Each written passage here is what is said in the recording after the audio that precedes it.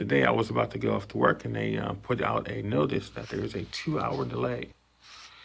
2 hour delay, so therefore can't go to work for a couple hours. But 2 hour delay is good because it gives me a chance to plan my day. Now, one thing about me is all my life I've been a person who likes to teach. I like to teach people. I like to impart wisdom. I like to give people a sense of, like I learned something, so I want to show you. It's like, if I learn a fact, I want to share it. I get excited about it, so I think that if I share it, then people will get excited too. It's like, when I learned to tie my shoes, I immediately ran home and, I wanted to show I could tie my shoes, and maybe you can tie your shoes too. And it's not that I was always successful. I remember I thought I tied my shoes properly, and I ran home to show my mother I could tie my shoes, and I looked down and my shoelaces were untied because I didn't tie it properly. But the thing was, I had this attitude that I wanted to show myself as being someone who cared about other people's shoes. And as I grew older, I always realized that was something about me. I really like to teach people things because that was my reason. I remember when I was, I guess, 9 years old, I was staying at a cousin's house, and my cousin, he was into judo, and he showed me a judo flip, and he flipped me over his shoulder. I said, man, that was great. And so I wanted to learn how to do it, and I started to just show my brothers and sisters how to do that. And so it's like, this is a good thing. So I started to actually learn things and then demonstrate, and then I would find someone to teach it to. And as I got older, it's the same thing. I always want to teach people to do things that I do. It's like there's something in me that wants to show people how to get things done. And I'm not always successful, but the point is I'm always trying. And I remember being 15 years old, and I had one student. Now I was self-taught martial arts, but I had one person who wanted me to teach him. His name was Jeffrey Nichols. And for a long time, we used to study and train. And again, I wasn't a proficient teacher. I didn't have any credentials, but I just knew that if I learned something, he had trusted me that what I learned, he would be able to draw from. And it was great. We had a lot of fun. And he was a pretty good person in the martial arts, as far as I was concerned. And as I got older, I remember being 17, and again, I was teaching large amounts of people. I had students, and again, I had no credentials. I just was someone who just taught myself. I would see a movie, I would read a book, and I would just go out there and teach. And I started to go into the high schools in the summer. The buildings were empty, so I figured, why can't they let me use the certain rooms on Sundays? And I did it for a few years. And even before that, I used to go into the football field. It was a big field, and it was just there, and I used it to teach people. First, I worked out myself, and then people saw me, and I said, I love to teach, and they come in. So, it amazes me how if you have a passion for something, people will, be there for you. It's like when I came to Yellow Cab, I wanted to be, I wanted to use Yellow Cab as a way to make money driving a taxi. But then I had an opportunity to actually start to share and to teach and to be a mentor and ambassador and really, show people that they could augment their skills or learn new skills. And I took the opportunity, and it was great. And when I started to do my martial arts seminars and private instruction and cable access, it was just a matter of wanting to teach. And so now, all these years I've been making videos on YouTube and sharing some on Facebook, and it's about wanting to do something. That small child who just wanted to show someone how to tie their shoes, became a man who stood on the stage, and he would show people how to do something, how to drive a taxi, how to do math, mental math, how to stay safe on the street. It was all the process that came from that child who just wanted to show people how to tie their shoes. And it's the same thing. And so, but one thing I realized is that, you know, I can't do it alone. Really, I can't just be a figurehead. I don't want to be a figurehead. I want to be part of a team.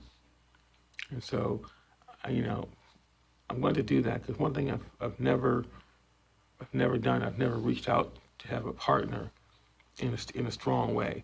Remember when I was teaching martial arts in Canada, and there was a guy named Mike, and he came with his son for a class, and it was sort of like, I guess he was a seasoned martial artist. He wanted to know what I was all about, and he came in and, you know, we took the class, and he said, "Oh, it was pretty good." He says, "But," he said, "I have a little martial arts experience, so you like do some sparring."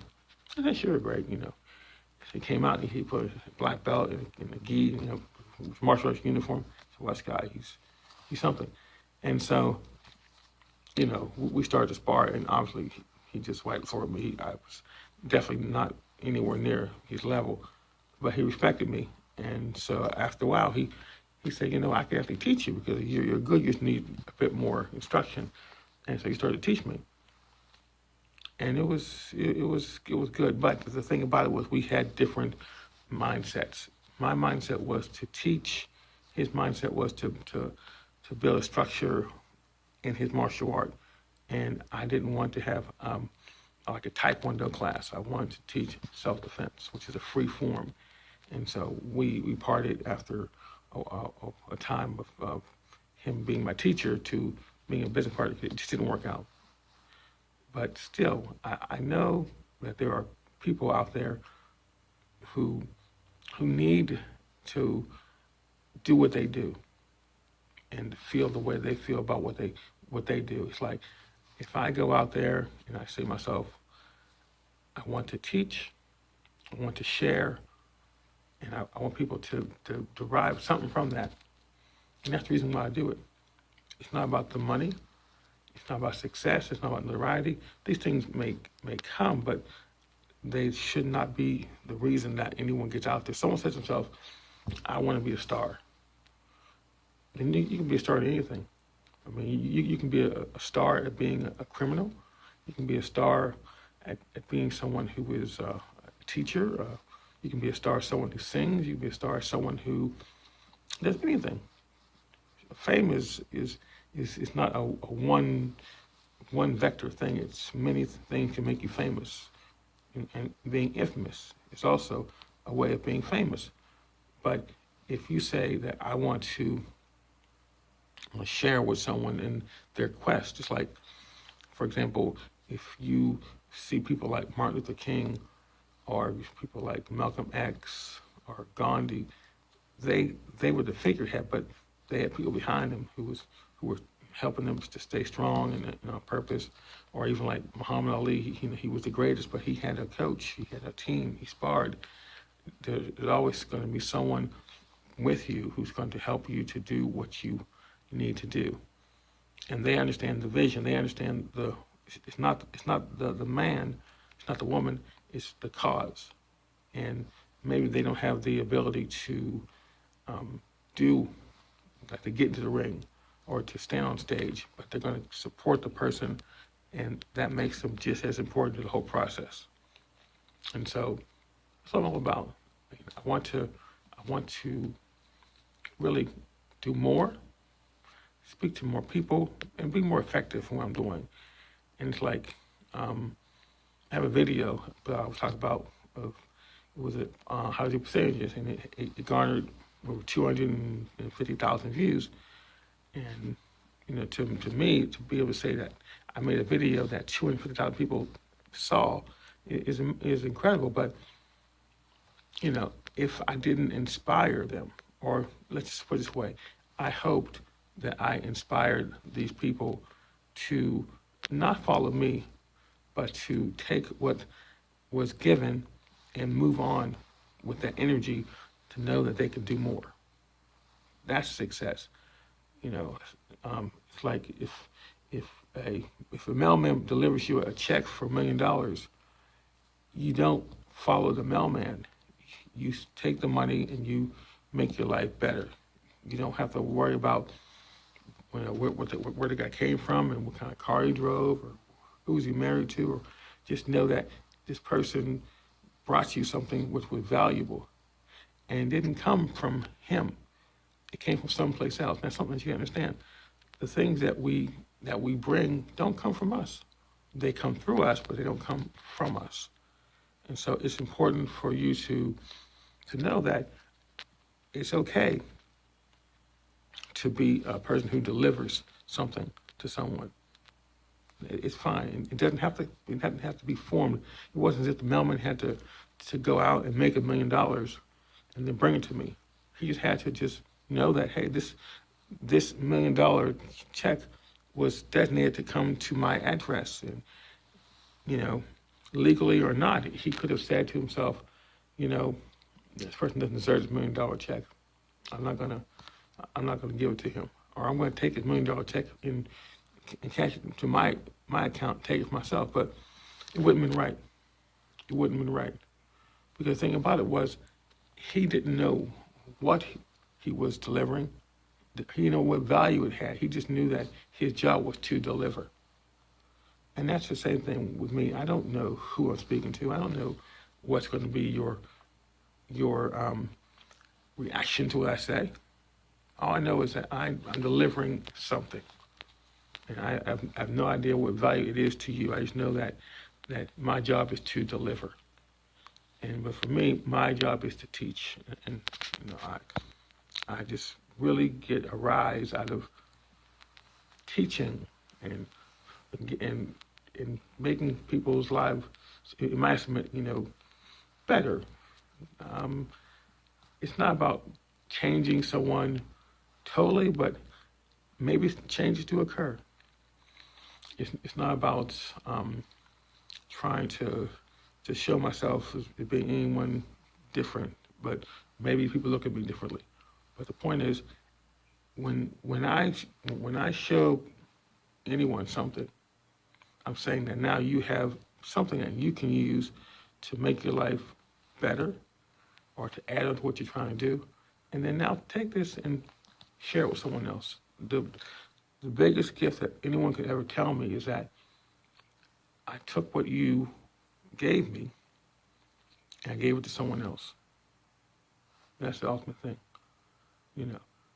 because there are thousands of people who subscribe to my channel, but I don't know if, and I want to affect their lives, but I want what I deliver to be something that they don't want to keep, but they want to pass it on to someone else. It's like if I give you a meal, then you'll be able to eat the meal. But if I give you a recipe after the meal, you can say, okay, I'm going to make this meal for someone else, and then give them the recipe as well, and then they can make that meal and pass it on. Because if it's something that is that good, we all should be able to get a benefit from it, not just a one time and a stop point, but a continuation. And so it's good. And I'll end by saying this. Today was a 2-hour delay. I think that it's very important in life that people take a 2-hour delay every day with themselves before they start work, to just sit and to meditate and to think about their life and to think about all the possibilities, because it's out there. I mean, once you step outside, it's out there. But if you mentally prepare yourself, it's snowing, or it's sunny, or it's dark, or it's bright, or there are people out there, or there's no one out there, or you got something that you want to say, or you want to meet with someone, you want to ask a question, you want to take a test, you want to talk to somebody, you want to do something, you want to finish a project, you want to be something. It's good to take a delay in your day, to sit back for 2 hours and just let those thoughts go through your mind. It's like, for example, I've been studying Chinese for about almost 3 years now, and I realize now that in order for me to really get good at Chinese, I have to think about the things in my own life that I'm going to say in that language, like in French or any language. It's not about learning to talk about something that don't affect me. I don't drive a truck, so I don't want to talk about trucks in Chinese. I don't swim, so I don't talk about swimming. I don't do a lot of things, but the things that I do, I drive a car, I'm married, I like to exercise, I like to eat, I like to read, I like to teach, I like to talk to people, I like movies, I like music. So there are a whole lot of things that are in the category of what's in your own life. So if you sit back and you think about how do you say these things in Chinese or French or any language, then you tend to focus on listening for those clues. And so when you speak, you're speaking about what's happening in real life. You say, like, today I went out and I worked and it was cold and I met a person and they gave me a nice tip. And after that, I went and had lunch. And, you talk about real things. And so the words will come out. So 2-hour delay, it's a good thing. So again, I want to reach out and touch people to the extent that they can pass on what's been given. I don't want people to look at me and think of me as being anything great, just a human being. We're all of the same stuff. We all come from the same thing. We all have the same potential. We all have the same sense of what we can do. Just that, like I say, my thing is teaching. I love to teach. I love to share, and that's what I think. If you're watching me, if you've gone this far, you feel the same way. But now we can't just hold it to ourselves. We gotta let other people become part of that. We got to share with other people. We have to let what we do move through our lives and the lives of others to make an impact on the world. That's what it's all about. That's what it's all about. So, have a great day. Please like the video, share, subscribe, and come back and continue with this mission because it's important. I can talk to myself and it's to be fine, but if I'm making a recording because I want to make a record that you can look at and you can share. So thanks for watching. Have a great day.